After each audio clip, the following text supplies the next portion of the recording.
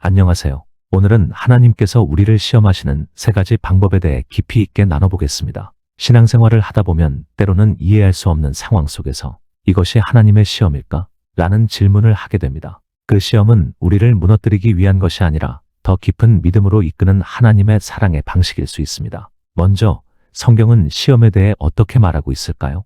야고보서 1장 2절은 이렇게 말합니다. 내 형제들아, 너희가 여러 가지 시험을 당하거든 온전히 기쁘게 여기라. 시험을 기쁘게 여기라는 말씀은 그 시험이 단순한 고난이 아니라 우리를 성장시키는 도구라는 뜻입니다. 이제 하나님께서 우리를 시험하시는 세 가지 방법을 하나씩 살펴보겠습니다. 첫 번째, 기다림의 시험. 하나님은 종종 우리를 기다리게 하십니다. 아브라함은 하나님께서 아들을 주시겠다는 약속을 받고도 25년을 기다려야 했습니다. 요셉은 꿈을 꾸고도 감옥과 종살이를 거쳐야 했고, 다윗은 기름 부음을 받고도 오랜 시간 사울에게 쫓기며 왕이 되기까지 기다려야 했습니다. 기다림은 단순한 시간이 아니라 믿음의 훈련입니다. 하나님은 우리가 그 기다림 속에서 신뢰를 배우기를 원하십니다. 기도의 응답이 지연될 때 우리는 흔들릴 수 있습니다. 하지만 그 순간이 바로 하나님께서 우리를 다듬고 계시는 시간입니다. 기다림의 시험은 우리에게 인내를 가르칩니다. 인내는 단순히 참는 것이 아니라 하나님을 신뢰하며 그분의 때를 기다리는 것입니다. 하박국 선지자는 이렇게 말했습니다. 이 묵시는 정한 때가 있나니 비록 더딜지라도 기다리라. 하나님의 시간은 우리의 시간과 다릅니다. 우리는 빠른 응답을 원하지만 하나님은 완전한 때를 기다리십니다. 두 번째, 순종의 시험. 하나님은 때로 이해할 수 없는 명령을 통해 우리의 순종을 시험하십니다. 아브라함에게 이삭을 바치라고 하셨던 그 명령은 인간적으로는 도저히 받아들일 수 없는 것이었습니다. 그러나 아브라함은 순종했고 그 순종은 하나님의 마음을 감동시켰습니다.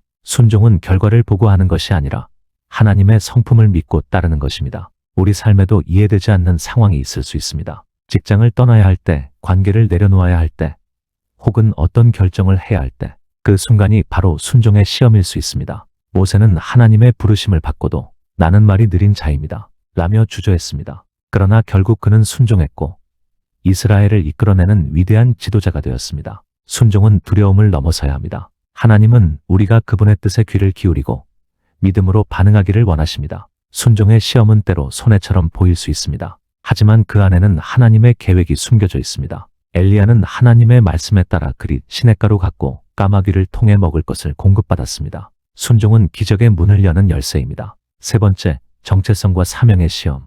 예수님께서 광야에서 받으신 시험은 바로 이 영역이었습니다. 사탄은 예수님께 내가 하나님의 아들이라면 이라는 말로 정체성을 흔들었습니다. 그리고 세상의 영광과 권세를 제한하며 사명을 포기하게 하려 했습니다. 우리도 마찬가지입니다. 세상의 유혹은 우리의 정체성과 사명을 흔들 수 있습니다. 정말 하나님이 너를 사랑하실까? 이 길이 맞는 걸까?